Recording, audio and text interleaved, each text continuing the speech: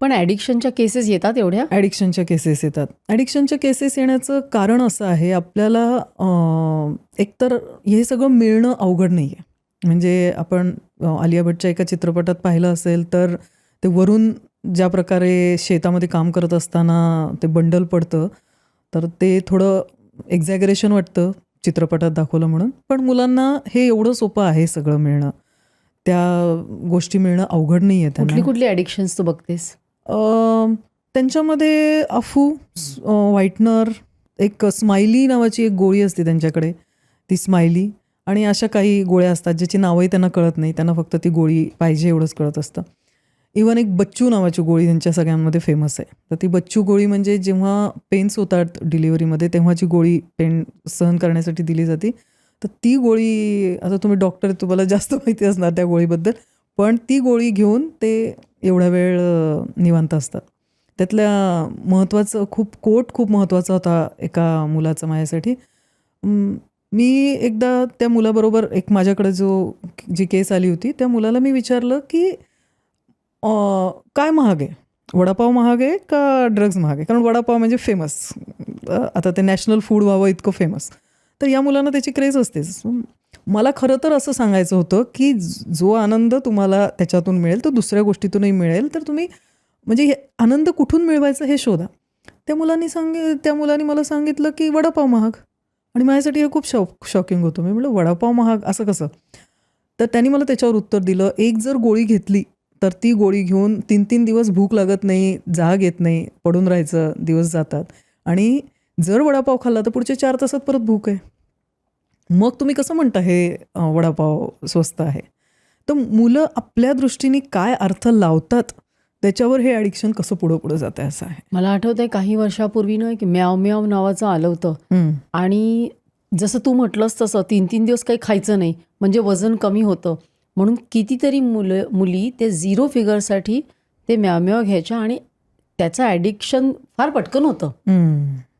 आणि अशा 2-3 वर्षापूर्वी खूप साऱ्या केसेस बाहेर आल्या होत्या. खरं आहे. आणि याच्यामध्ये मुलांचं असं म्हणणं असं आहे की अफूनी काही होत नाही. म्हणजे एका आलेल्या केसमध्ये मी त्याला म्हणत होते, तू इतक्या चांगल्या घरातला आहेस, म्हणजे कशासाठी हे व्यसन करायचं? तुझी 10वीची परीक्षा आली आहे. तो म्हणला परीक्षेला जाताना घेऊन गेलं तरी काही मला त्रास नाही होत म्हणतो. म्हणजे त्यांनी ते खूप नॉर्मलाइज केलं आहे. म्हणजे अफूला तर ते काही धरतच नाहीत आता. बाकी अजून बाकीचे जे सबस्टन्सेस आहेत त्याला तेवढं त्यांचं महत्त्व आहे. पण याच्यात मला सारखी एक गोष्ट वाटत राहते की मी असं, म्हणजे समाजाकडं जर बघितलं तर मी असं म्हणते की समाजाचे 2 भाग आहेत, की एक प्रौढ आणि एक म्हणजे मुलं. तर हे सगळं कन्झ्युम करणारा जरी चाइल्ड असेल ना, तरी हे सगळं प्रॉडक्ट करणारा शेवटी प्रौढच आहे. म्हणजे मी का काम करायचं ह्याच्यावर? आपण का समजून घ्यायचं हे सगळं? कारण हे आपल्या ग्रुपनी क्रिएट केलेलं आहे, हे प्रौढांनी क्रिएट केलेलं आहे. मग आपल्या ग्रुपनी हे सगळं केलेलं आहे, तर आता मुलांना त्याच्यातून बाहेर काढायला आपल्यालाच मदत करावी लागणार आहे. आपण नाही मदत करणार तर कोण मदत करणार? मग त्यांना तर समजतच नाही, ते कन्झ्युमर आहेत.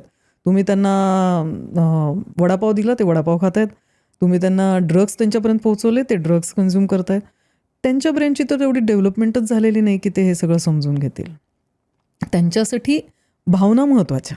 सारासार विचार जर त्यांना अजून समजायला तर थोडा वेळ लागेल, पण आत्ता भावना महत्त्वाच्या. आणि भावना सांगतात मस्त है ड्रग्स तो ले लेने का. आजचा विचार करा. आणि म्हणून प्रौढांची जबाबदारी आणि हे सगळं समजून घेणं खूप गरजेचं आहे. विकणारे सुद्धा प्रौढच आहेत नाही का? हे विकणारे प्रौढ आहेत, त्याच्यात काही मुलं सेलमध्ये पण आहेतच, पण म्हणजे ते प्रमाण कमी आहे, पण तरी आहेतच, ती मुलं पण आहेतच.